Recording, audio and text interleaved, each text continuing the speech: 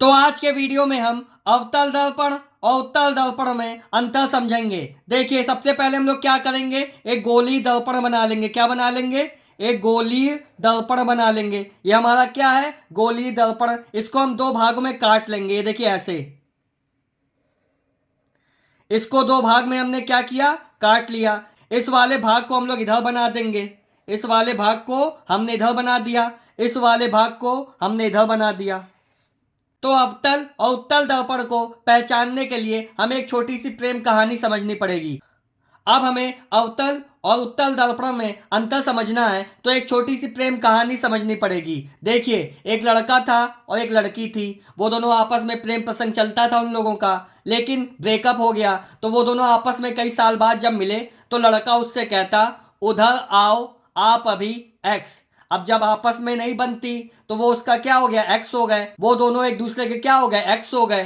तो लड़का वही बोलता है उससे, उधर आओ आप अभी एक्स। क्या बोलता है? उधर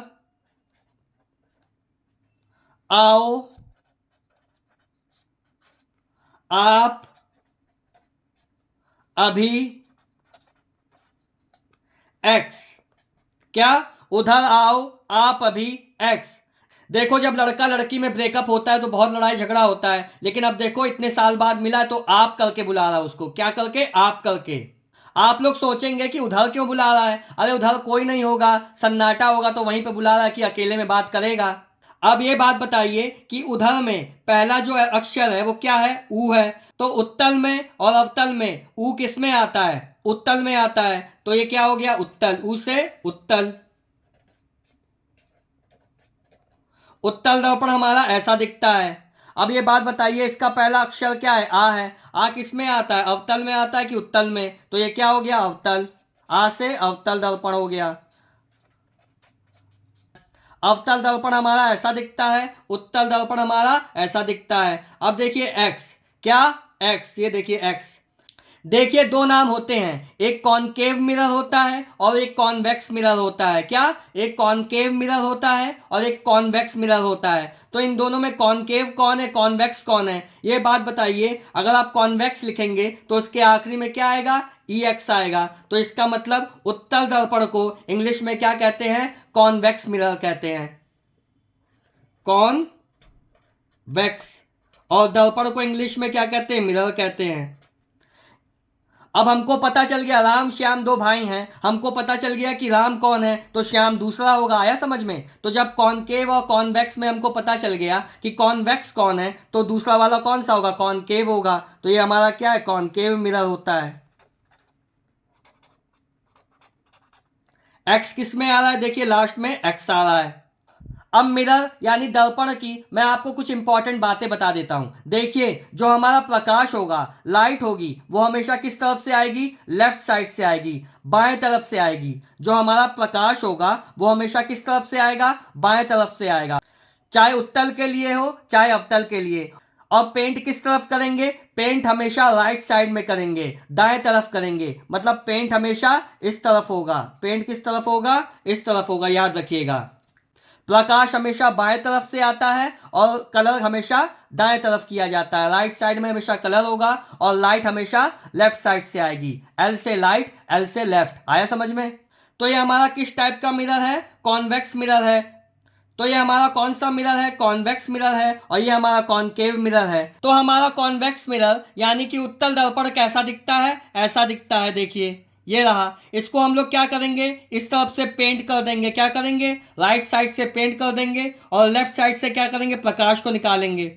उत्तल दर्पण पे जब प्रकाश की किरण पड़ती है तो वो क्या होती है? डाइवर्ट हो जाती है। देखिए, यहां से आ रही है प्रकाश की किरण, इधर चली गई। ऐसे ही देखिए, इधर आ रही है, यहां से डाइवर्ट होकर के इधर चली गई। तो ये क्या कर रही है? प्रकाश की किरणों को उत्तल दर्पण क्या कर देता है? बिखेर देता है, डाइवर्ट कर देता है। तो इसलिए उत्तल दर्पण को हम लोग क्या कहते हैं? अपसारी दर्पण भी कहते हैं। उत्तल दर्पण को क्या कहते हैं? अपसारी दर्पण भी कहते हैं। उत्तल दर्पण को हम लोग एक और नाम से जानते हैं। क्या है इसे? अपसारी दर्पण। इंग्लिश में क्या कहते हैं? Diverging mirror. Diverging mirror.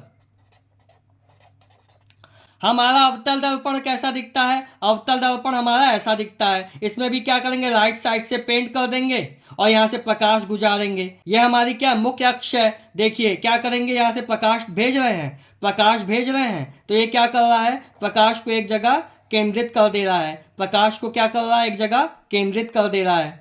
ये प्रकाश हमारा यहाँ गया, यहाँ आ गया, ये यहाँ पे गया, यहाँ से यहाँ पे आ गया, यहाँ पे भी इसको भेजेंगे तो यहाँ पे कर देगा क्या, कन्वर्ज कर दे रहा है। ये क्या कर दे रहा है, एक जगह एकत्रित कर दे रहा है, कन्वर्ज कर दे रहा है। इसलिए अवतल दर्पण को हम लोग क्या कहते हैं, अभिसारी दर्पण भी कहते हैं, इंग्लिश में इसलिए अवतल दर्पण क्या कर देता है, प्रकाश को एक जगह केंद्रित कर देता है। इसलिए अवतल दर्पण को हम लोग अभिसारी दर्पण भी कहते हैं, इंग्लिश में कन्वर्जिंग मिरर कहते हैं। अवतल दर्पण को हम लोग और क्या कहते हैं, अभिसारी दर्पण,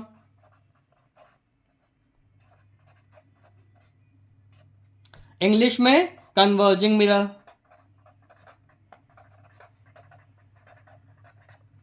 तो हमारी ट्रिक क्या थी, उधर आओ आप अभी एक्स, तो उधर से उत्तल दर्पण हो गया, आओ से अवतल दर्पण हो गया, आप से अपसारी दर्पण हो गया। आप से क्या होगा, अपसारी दर्पण।